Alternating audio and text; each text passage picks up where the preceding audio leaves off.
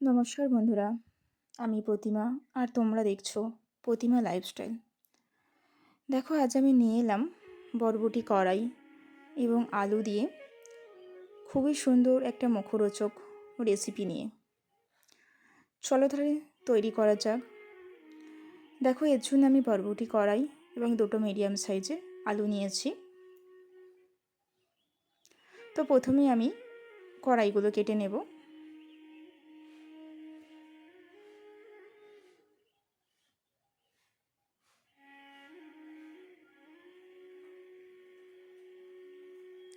তো আমি আমার পছন্দ মতো সাইজ করে কাটছি, তোমরা কিন্তু তোমাদের পছন্দ মতো ছোটো বা বড় করে নিতে পারো।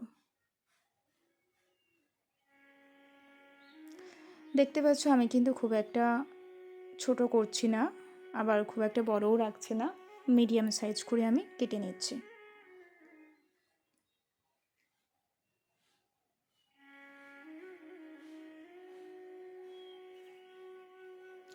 দেখো, সমস্ত সবজিগুলো আমি কেটে নিয়ে ভালো করে ধুয়ে নিয়েছি। তো একটা পেঁয়াজ নিয়েছি, পেঁয়াজটা দেখো আমি এইভাবে ছাড়িয়ে নিচ্ছি।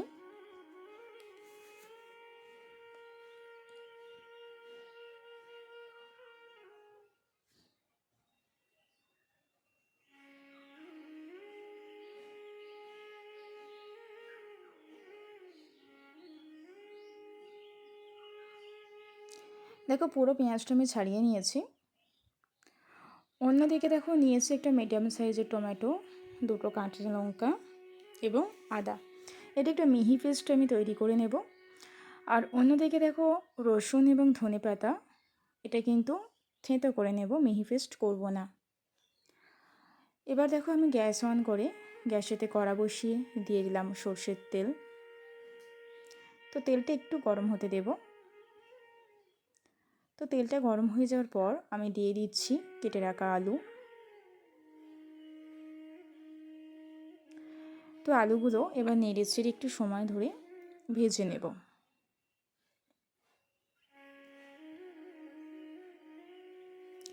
আলু কিন্তু ভাজতে অনেকটাই সময় লেগে যায়, অবশ্যই কিন্তু একটু সময় ধরে মিডিয়াম ফ্লেমে ভেজে নিতে হবে।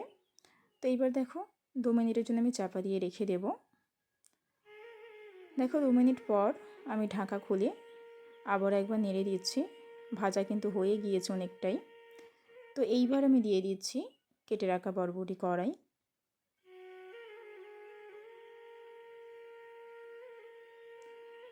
এবার বরবটি আর আলু দুটোকেই কিন্তু মিডিয়াম ফ্লেমে একটু সময় ধরে ভেজে নিতে হবে।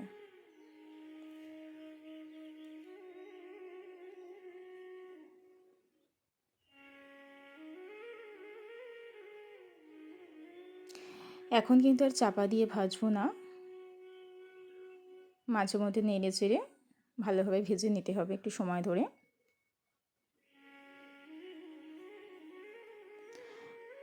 দেখো আমার ভাজা হয়ে গিয়েছে। তো এইবার আমি পেঁয়াজগুলো দিয়ে দিচ্ছি। পেঁয়াজগুলো দেওয়ার পরেও কিন্তু একটু নেড়ে চেড়ে ভেজে নিতে হবে।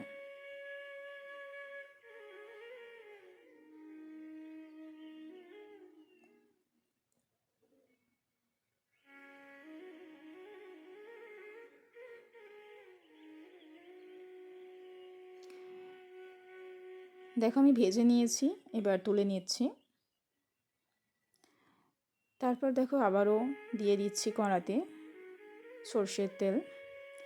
তো তেলটা একটু গরম হয়ে যাওয়ার পর আমি দিয়ে দিচ্ছি কালো জিরে এবং দিচ্ছি একটা শুকনো লঙ্কাকে দুটো টুকরো করে। তো এই ফোড়নটা একটু ভেজে নেব।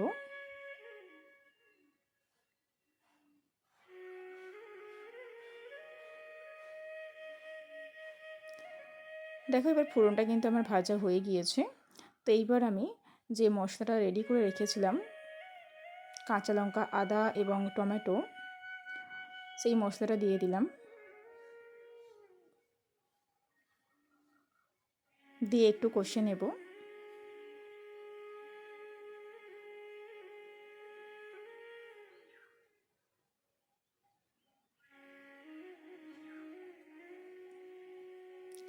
তো তারপর দেখো দিয়ে দিচ্ছি রসুন আর ধনেপাতা, যেটা আমি থেঁতো করে রেখেছিলাম, সেই রসুন আর ধনে পাতা।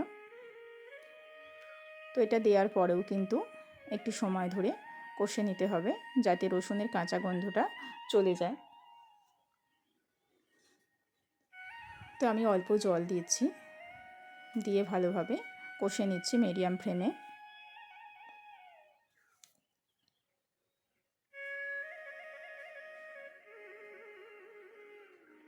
তো এবার দেখো দিয়ে দিলাম হলুদ, ধনে গুঁড়ো, জিরা গুঁড়ো এবং দিলাম 1 চামচ কাশ্মীরি লঙ্কা গুঁড়ো। কাশ্মীরি লঙ্কার মধ্যে কিন্তু ঝাল হয় না, এটা কালারের জন্য দিলাম। তোমরা চাইলে কিন্তু এখানে নর্মাল লঙ্কা গুঁড়োও দিতে পারো, আমি এখানে দিলাম না। তার কারণ হচ্ছে যে কাঁচা লঙ্কা দুটো দিয়েছি আমি, তাতে কিন্তু আমার ঝাল হয়ে যাবে। তো এইবার দেখো চাপা দিয়ে লো ফ্লেমে 2 মিনিট কষে নেব। তারপর দেখো 2 মিনিট মশলাটা কষে নিয়েছি, নিয়ে এইবার দিয়ে দিচ্ছি 1 চামচ বেসন। তো বেসনটা দিয়ে কিন্তু মশলার সাথে ভালোভাবে নেড়ে চেড়ে ভালোভাবে ভেজে নেব। তো অল্প একটু জল দিয়ে দিয়ে মশলাটার সঙ্গে বেসনটাকে ভালো করে কষিয়ে নিতে হবে।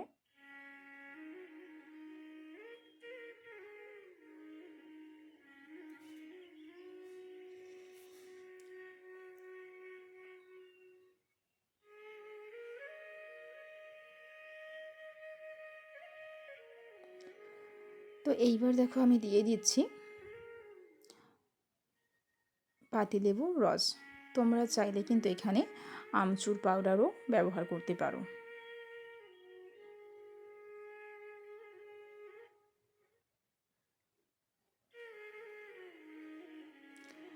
দেখো একটু টাইম ধরে ভালোভাবে নেড়ে ছেড়ে কষে নিয়েছি, নিয়ে তারপর দিয়ে দিলাম ভেজে রাখা সবজি।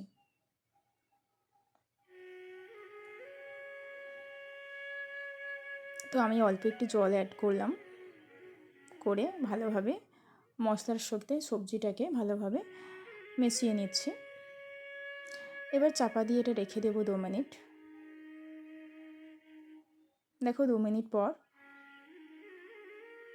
আমি একটু নেড়ে চেড়ে নিচ্ছি ঢাকা খুলে। তো তারপর আমি দিয়ে দিচ্ছি, দেখো এখানে হালকা একটু জল আমি গরম করে রেখেছিলাম, সেই জলটা আমি এখানে দিয়ে দিলাম।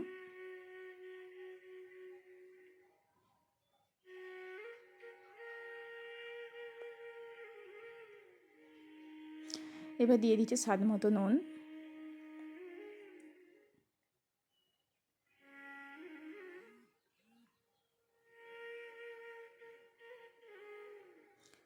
তো এবার ঢাকা দিয়ে মিডিয়াম ফ্লেমে 4 মিনিট রেখে দিতে হবে।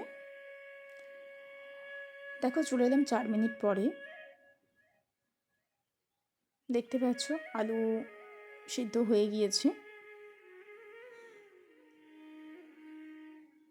এবার দেখো আমি দিলাম অল্প পরিমাণে চিনি। চিনিটা দিলে কিন্তু স্বাদটা ব্যালেন্স হয়, তোমরা যদি না চাও নাও দিতে পারো। তো চিনিটা দেওয়ার পর একটু নেড়ে চেড়ে নিচ্ছি।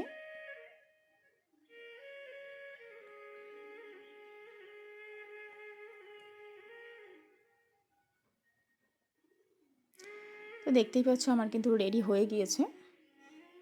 এইবার আমি গ্যাস অফ করে 5টা মিনিট ঢাকা দিয়ে রেখে দেব। দেখো এবার আমি তুলে নিয়েছি, দেখতেই পাচ্ছ কত সুন্দর হয়েছে।